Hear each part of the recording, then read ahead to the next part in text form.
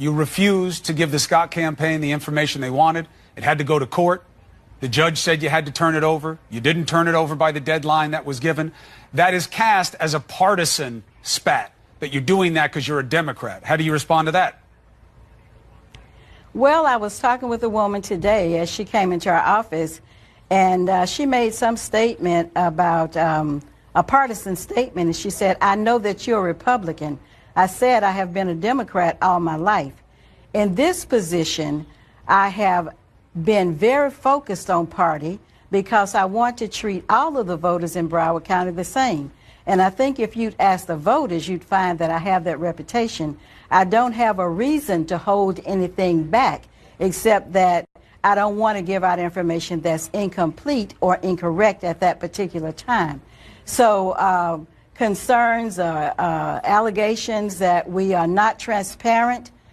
There's one comment that my staff, and we work very closely together, always bring to my attention is that Dr. Snipes, you'll just take time to walk anybody through our election warehouse.